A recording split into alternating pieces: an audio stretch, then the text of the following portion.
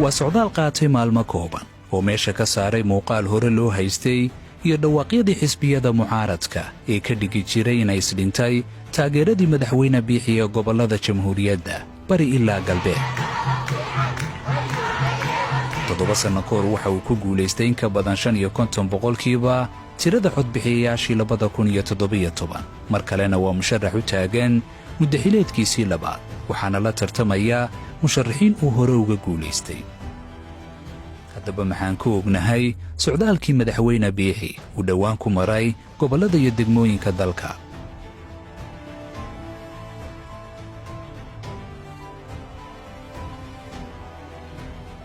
waxa uu ahaa xilli mucaaradku si weyn ugu taamayeen inay ka adkaadeen muxaafidiintii.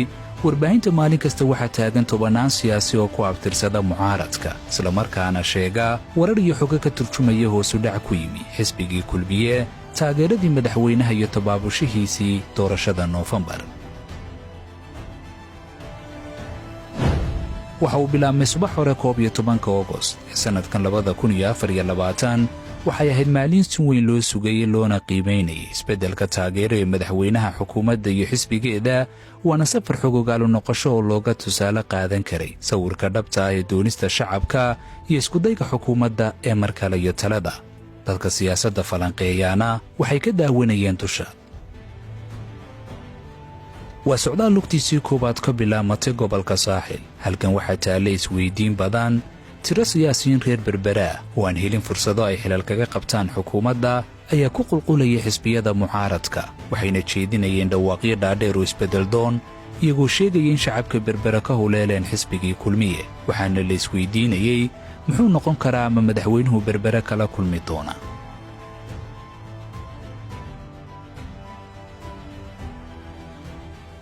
Berbera shacabkeedu waxay u muuqdeen kuwa diraya fariin dheer waa bandhiga xamaasad la midati 7 sano ka hor taageerayaasha kulmiyana waxay tixnaayeen soodinta gobolada Saaxil iyo Maroodi Jeex ilaa fagaarihii khayriyadda ee magaalada Berbera.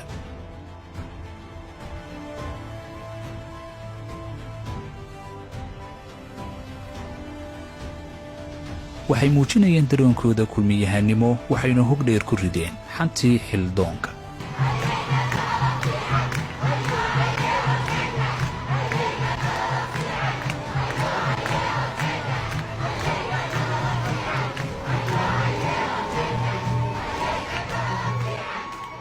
dhinaca gobolada bariga deegaanadii si gaara looga taageeray madaxweyne Biixi muddaxileedkiisii hore mucaaradku shaki weyn ayay gelinayeen waxaana la sheegayay markan inuu fadhamaran madaxweyne Muuse ka taagan yahay muhaniyiintiisii codka badan siiyey ee gobolada bari. si gaara waxay diiradda dadka siyaasadda ka faallooda u haysaa degmada Burco deegaanada hawdka Togdheer galbeedka Sool iyo guud ahaan gobolka Sanaag. mar kale waxaa loo jihaystay dhinaca bari iyo caasimadda labaad waxaana xusid mudan sanadkii 2017 shacabka gobolka Togdheer in ka badan 50% waxay taageereen madaxweyne Biixi iyo xisbigii kulmiye. marka laga yimaado magaalooyinka Sheekh Laaskeel Geelo Korhuduse Galoole iyo Qoyta oo waqti badan ay bulshadu bannaanka u taagnayd wafdiga madaxweynaha in ka badan 20 kiiloomitir masaafo u jirta Burco waxaa buuxdhaafiyey gaadiidka reer Burco ee u diyaarka ahaa soo dhoweynta madaxweyne Biixi ee bannaanka galbeed uga soo baxay magaalada. waxay u badnaayeen odayaashii iyo madaxdii dhaqanka ee magaalada Burco waxaana loo galbiyey dhinaca iyo magaalada oo ay bulshadu ku sugaysay. ugu dambayna khayriyadda ayay isugu soo biyashubteen kulmiyahanadii soo dhoweynayay madaxweynaha.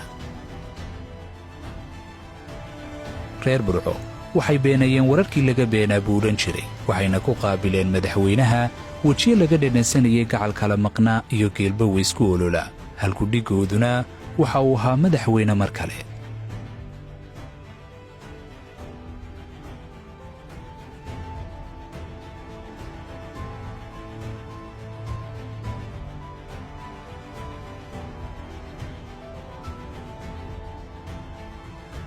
isku soo bixi bulshada waxa habeennimadii barbar socday kulankii madaxda dhaqanka iyo odayaasha gobolka ee madaxtooyada Burco oo iyaguna mid la mid ah muuqaalkoodii maalmihii doorashadii hore laga dheehanayay.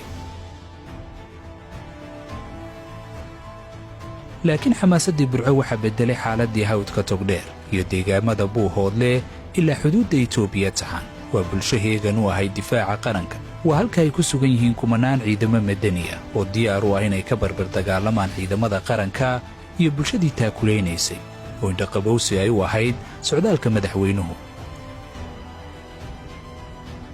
waxayna u qaabileen sidii ugu weynayd abid. nuxurka dareenkooduna waxa uu ahaa togdheer waxaa yaallay dareen ka duwankii galbeedka. waa xaalad difaac iyo shacab diyaar u ah inay iska caabiyaan cadowgooda. cidda keliya ay difaac ku midaysan yihiinna